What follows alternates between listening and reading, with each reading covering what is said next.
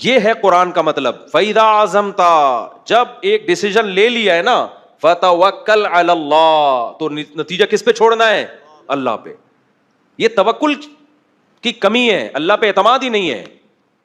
بھائی جب فیصلہ کر لیا تمام پہلوؤں سے, ایسی کی تیسی, دیکھا جائے گا کیا ہوگا, بھائی دیکھ لیں گے یار, اللہ ہے نا, اللہ بھی تو کچھ کرے گا, سارا خود ہی کرنا ہے, کیا خیال ہے؟ اللہ بھی تو, اللہ کے لیے کر رہے ہو نا ایک کام, تو کچھ اللہ پہ چھوڑو یار. صبر کی توفیق بھی اللہ کی طرف سے ملتی ہے. دیکھو ابو سعید خدری رضی اللہ تعالیٰ عنہ چھوٹے بچے تھے, غزوہ احد جس کا بھی واقعہ چل رہا ہے, ان کے خاندان کے سارے مرد اس غزوہ میں شہید ہو گئے, باپ بھی شہید, بھائی بھی شہید, اب کمانے والا گھر میں کوئی بھی نہیں بچا, گھر میں فاقے آنا شروع ہو گئے. تو ان کی والدہ نے کہا کہ بھائی سب جا کے نبی سے پیسے مانگ رہے ہیں صدقے کے, آپ بھی جا کے مانگو, اور یہ نبی کے حکم پہ ہی ہوا ہے نا سب کچھ. تو جو بھی آتے کہ بھئی ہمارے بھائی شہید ہو گئے, ہمارے باپ شہید ہو گئے, گھر میں فاقے پڑ رہے ہیں, تو آپ صلی اللہ علیہ وسلم ان کو صدقے کے پیسے دے دیتے کہ چلو جی تم لو. لیکن جن کے بارے میں نبی سمجھتے تھے نا کہ ان میں خوب توکل ہے, ان کو نبی نے نہیں دیے. جب ابو سعید خدری چھوٹے بچے تھے, یہ نبی کے پاس آئے اور کہا کہ یا رسول اللہ, گھر میں فاقے ہیں, میرے بھائی بھی شہید. یار دیکھو, جس لیڈر کے کہنے پہ شہید ہوئے ہیں, اگر آج کسی کے کہنے پر آپ کا باپ, آپ کا بھائی شہید ہو جائے, اور آپ اس کے پاس جاؤ اور پیسے مانگو, اور وہ جواب میں یہ کہے جو نبی نے کہا, مَن يَتَصَبَّرْ يُصَبِّرْهُ اللَّهُ, جو اللہ سے صبر مانگتا ہے اللہ اس کو صبر دیتا ہے.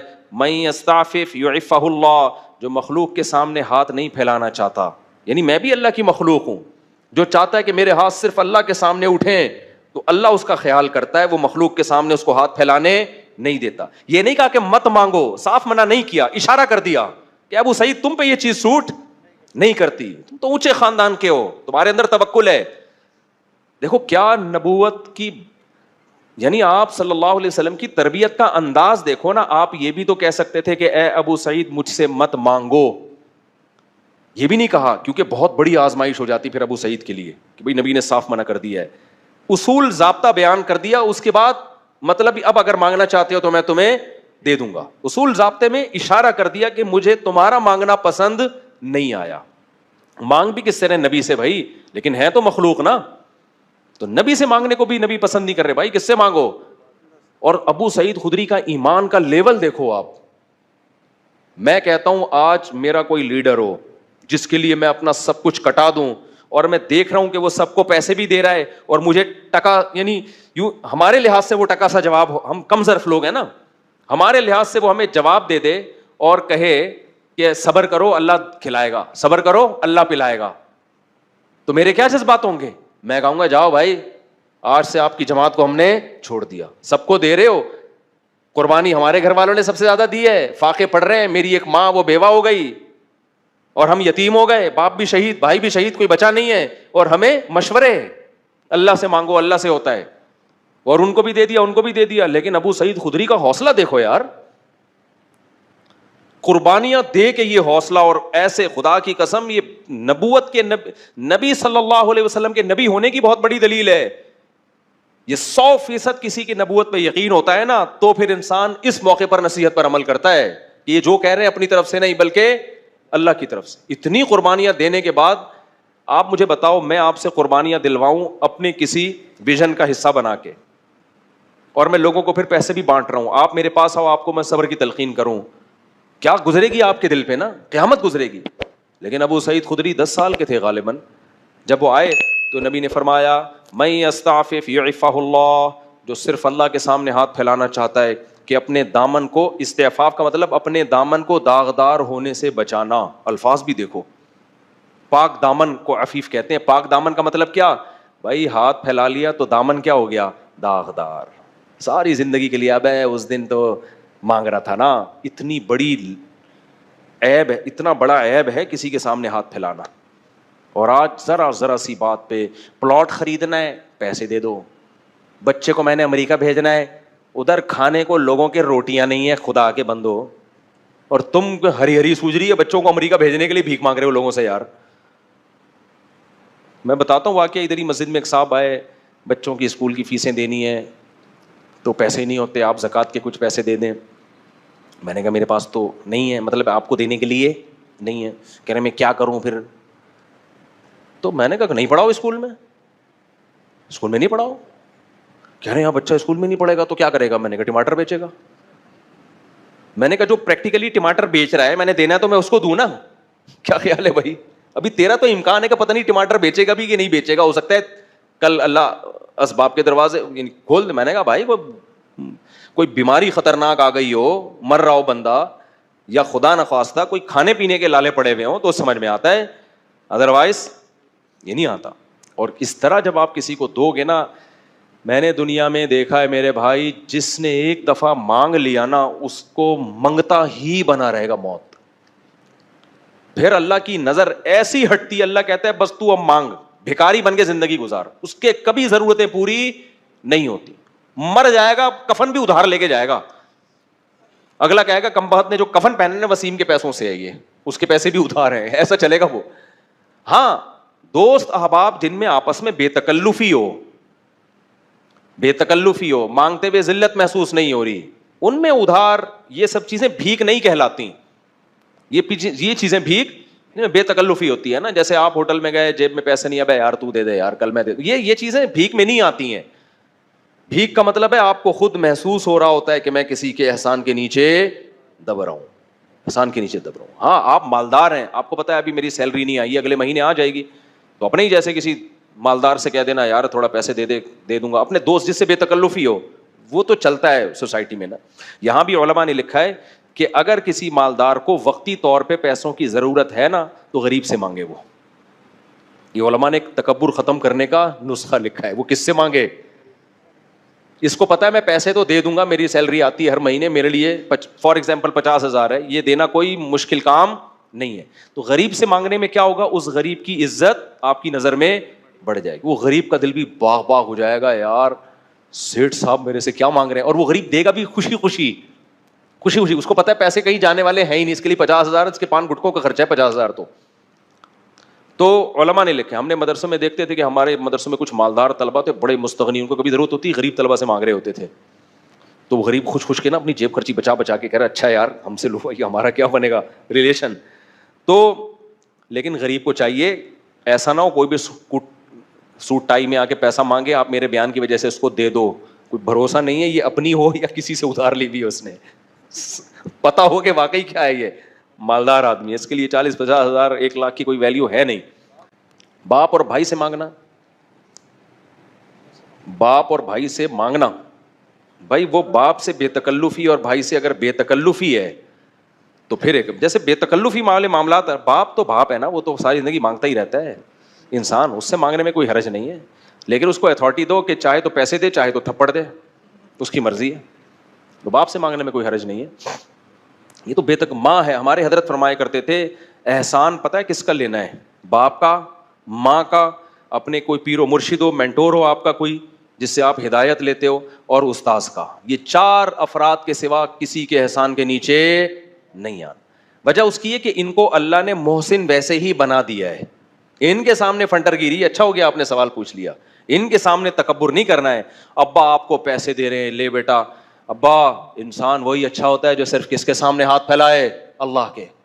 باپ کہے گا کم بخت 25 سال کا ہو گیا, میرے ٹکڑوں پہ ہی پلا ہے تو, 1 روپے بھی تو نے اپنی جیب سے تعلیم میری, پراٹھے صبح میرے پیسوں سے کھاتا ہے, گیس بجلی کا, اور آج میں تجھے کہہ رہا ہوں یہ لے بائک خرید لے. کہہ رہا ہے ابا مفتی صاحب نے بیان میں کہا ہے کہ جو مخلوق کا محتاج ہوتا ہے نا ساری زندگی اللہ اس کو مخلوق کے در کا محتاج بنا دیتے ہیں. تو ابا سے ایسا کہو گے نا تو پھر ابا کی طرف سے کیا آنا چاہیے, چپیڑ. تو باپ ہو گئی, ماں سے تو ہم تو اتنا مانگتے تھے اپنی اماں سے, بھائی ہمارے ابا جب چپیڑ لگاتے تو اماں کے پاس چلے جاتے تھے. تو اماں ابا کا معاملہ اور ہے, لیکن اتنا نہ مانگو کہ وہ ان کو پتلون بیچنی پڑے اپنی بازار میں جا کے, بعض اولاد تنگ کرتی ہے نا. تو اچھا سوال پوچھ لیا آپ نے. تو جن سے جو بڑے رشتے ہوتے ہیں نا, باپ ماں, یہ تو ویسے ہی محسن ہیں. ان سے اگر آپ پان گٹکے کے پیسے نہیں لوگے تو کوئی ان پر احسان نہیں ہوگا, انہوں نے اس سے زیادہ بہت زیادہ آپ پہ خرچ کر دیا ہوتا ہے, تو وہ الگ معاملہ ہے. ہاں بڑا بھائی بھی اس میں داخل ہے. اب بڑے بھائی سے ریلیشن کس نوعیت کا ہے, یہ ہر جگہ ایسا بے تکلفی نہیں ہوتی نا. بڑے بھائی سے اگر ریلیشن اچھا ہے, بعض بڑے بھائی تو خوش ہوتے ہیں چھوٹا مانگے, وہ تو خوش ہوتے ہیں کہ یار ہمیں باپ سمجھ رہا ہے, ہمیں جو ہے نا ویلیو دے رہا ہے. تو یہ اچھا سوال پوچھ لیا آپ نے. تو تو بڑے اپنے وہ ایک الگ بات ہے, سمجھتے ہو کہ نہیں سمجھتے, باقی کسی کا احسان نہیں لینا. تو جلدی سے بات کو سمیٹ کے ختم کرتا ہوں میں. تو کوائف کیا کرنے, پورے کرنے کسی بھی چیز کے جو اللہ نے بتائے. تو پازیٹیو نیگیٹو تمام پہلوؤں پہ غور کرنے کے بعد جب آپ ایک رزلٹ پہ پہنچے تو قرآن کیا کہتا ہے, پھر کانفیڈنٹلی وہ کام کرنا ہے, کپ کپاتی ٹانگوں کے ساتھ نہیں کرنا. خود سے کانپ رہی ہو تو ایک الگ بات ہے, دوسری میں بعض دفعہ وہ چاہ نہیں روتے کہ کانپیں, لیکن وہ کانپیں خود بخود ٹانگ رہی ہوتی ہیں. ایسے بھی ہوتے ہیں وہ کانفیڈنٹلی کر رہے ہوتے ہیں, لیکن دولہا مجھے لگ رہا ہوتا ہے گھبرا رہا ہے, لیکن وہ کہتا ہے ایسی کی تیسی, کہہ تو رہا ہوتا ہے, باقی ایسے لوگوں بھی اللہ ہمت دے دیتے ہیں.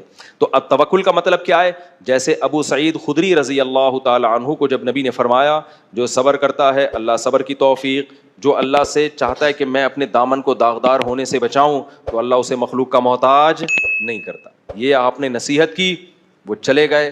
کہتے ہیں پوری زندگی ابو سعید خدری رضی اللہ عنہ نے کسی کے سامنے ہاتھ نہیں پھیلایا, اور ایسی زندگی گزاری, اللہ نے بہت دولت دی, پھر آپ کو بہت دولت سے نوازا آپ کو. یہاں تک کہ جب موت کا وقت تھا نا تو نبی صلی اللہ علیہ وسلم عیادت کے لیے گئے, زندگی جہاد میں گزری ان کی. انہوں نے کہا یا رسول اللہ میرے پاس بہت دولت ہے, اب میں دنیا سے جانے والا ہوں, میں چاہتا ہوں ساری دولت صدقہ کر دوں. کتنی دولت تھی؟ آپ نے فرمایا نام, فتح مکہ کے بعد کا واقعہ ہے, سعد ابن ابی وقاص کا واقعہ ہے یہ. فرمایا نہیں, اپنے وارثوں کے لیے بھی چھوڑ کے جاؤ. فرمایا کہ یا رسول اللہ پھر میں چاہتا ہوں 2/3 صدقہ کر دوں, 1/3 وارثوں کے لیے. فرمایا نہیں, اور زیادہ چھوڑو. پھر انہوں نے کہا ٹھیک ہے 2/3 وارثوں کے لیے, 1/3 صدقہ. پھر آپ نے فرمایا ٹھیک ہے 1/3 صدقہ, لیکن 1/3 بھی بہت زیادہ ہے, یعنی وارثوں کے. پھر آپ نے فرمایا تم اپنے وارثوں کو لوگوں کے سامنے ایسے چھوڑو غریب کہ وہ لوگوں کے سامنے ہاتھ پھیلاتے پھریں. دیکھو کیسی زبردست تعلیمات ہے شریعت کی. تو بھائی آپ پہلے اپنے کوائف پورے کریں, اولاد کو اپنے پاؤں پہ کھڑا کرنے کے, اس کو آپ ایک تعلیم اچھی دیں, اگر گنجائش ہے تعلیم اچھی دیں, اس کے لیے وراثت کا بھی انتظام کریں, چھوڑ کے جائیں. تو نبی نے فرمایا تم اپنی اولاد کو لوگوں کے سامنے ایسے چھوڑ کے جاؤ کہ ننگے پاؤں ننگے سر پھریں اور لوگوں کے سامنے بھیک مانگیں. اس سے بہتر نہیں ہے کہ ان کو تم اتنا مال دے کے جاؤ کہ استغنا کے ساتھ زندگی گزاریں. تو یہاں چونکہ جائز سبب ہے تو جائز سبب اختیار کیا جائے گا, وہاں سبب اختیار کیے بغیر اللہ پہ توکل کرنا یہ شریعت کی تعلیمات نہیں ہے. سمجھ میں نہیں آ رہی, میرا خیال ہے یار, اتنی خوبصورت تعلیمات ہیں اسلام کی. لیکن پھر آپ نے کیا فرمایا, فرمایا تم یہ جو سمجھ رہے ہو نا ابھی میں مرنے والا ہوں اور ابھی وراثت, تو اصول تو بتا دیا کہ 1/3 بھی بہت زیادہ ہے, لیکن چلو تم چاہتے ہو 1/3 صدقہ کر دو تو ٹھیک ہے, 2/3. تبھی علماء نے لکھا ہے کہ اگر صدقہ کرنا ہو نا مرنے کے بعد تو 1/3 سے کم کرنا چاہیے, کیونکہ نبی نے 1/3 کو بھی بہت قرار دیا ہے. پھر آپ نے فرمایا لیکن مجھے ایسا لگتا ہے, یعنی آپ نے فرمایا کہ لعل اللہ ینتفع بک قوم ویضر بک آخرون, اللہ سے مجھے امید ہے ابھی اللہ تمہارے ذریعے بہت سے لوگوں کو فائدہ دے گا اور بہت سو کو بہت نقصان پہنچائے گا تمہارے ذریعے. کیا مطلب, تم مرو گے نہیں, ابھی تمہیں اور زندگی ملے گی, شفا ملے گی, اس کے بعد تم میدان جہاد میں لڑو گے جس سے مسلمانوں کو فائدہ ہوگا اور اسلام دشمنوں کو نقصان. ابھی اللہ نے تمہیں بہت سے لوگوں کو مارنے کے لیے رکھا ہوا ہے اور بہت سے لوگوں کو بچانے کے لیے رکھا. پھر وہی ہوا, وہ ٹھیک ہو گئے, حالانکہ وہ نا امید ہو گئے تھے اپنی زندگی سے. تو علماء نے اس حدیث کو بھی نبی کے معجزات میں شمار کیا ہے کہ کوئی امید نہیں تھی بچنے کی, وہ تو وصیتیں کر رہے تھے, اور نبی نے فرمایا کہ اللہ سے امید ہے ابھی تمہیں زندگی ملے گی. تو استغنا کا یہ فائدہ ہوا, سمجھ رہے ہو. تو اس لیے توکل کا مطلب کیا ہے بھائی, اللہ پہ اعتماد کرو گے تو اپنے آپ کو اللہ کے حوالے کر دو گے, جو ہوگا دیکھا جائے گا. ہم کوئی اکیلے تھوڑی ملحد تھوڑی ہے کہ بندر سے انسان بنے, بس اتفاق سے ہو گیا تو سب کچھ اتفاق سے ہوتا رہے گا. اوپر ہمارا رب بیٹھا ہوا ہے, وہ ساری سچویشن کو دیکھ رہا ہے. اس نے شادی کی ہے, اس نے زنا بولو نہیں کیا, سالے اس کو جو کوٹ رہے ہیں یہ اللہ دیکھ رہا ہے, کٹتا ہوا بھی دیکھ رہا ہے, پٹتا ہوا بھی دیکھ رہا ہے, گریبان کھول کے بھاگتا ہوا بھی دیکھ رہا ہے. تو وہ رب تھوڑی بھولے گا, وہ تمہیں حوصلہ دے گا, وہ تمہیں میرے پاس بھیج دے گا, میں تمہارا حوصلہ اور زیادہ. خیر, تو وَمَن يَتَوَكَّلْ عَلَى اللَّهِ فَهُوَ حَسْبُهُ, اللہ کہتے ہیں جو مجھ پر اعتماد کرتا ہے میں کافی. یا تو اللہ مسائل حل کر دیتا ہے, یا مسائل رہتے لیکن صبر دے دے گا, حوصلہ دے دے گا آپ کو. حوصلہ بھی تو اصل چیز تو حوصلہ ہے نا, وہ برداشت کرنا آسان ہو جائے گا آپ کے لیے. تو غزوہ احد میں بھی اللہ نے کیا فرمایا کہ جب اتنے شہید ہو گئے تو منافقین کہنے لگے دیکھو ہماری مان لیتے تو یہ سب کچھ نہ ہوتا. تو تو قرآن کی یہ دوسری آیت جو میں نے بتائی نا، ایک آیت کہ جب کوئی کام کرو تو تمام کوائف مکمل کرو اس کے بعد فیصلہ کرو تو توکل کس پہ کرو؟ اللہ پہ. پھر بھی نقصان ہو سکتا ہے، پھر بھی کیا ہو سکتا ہے؟ نقصان. پھر اس نقصان میں کیا کہنا ہے؟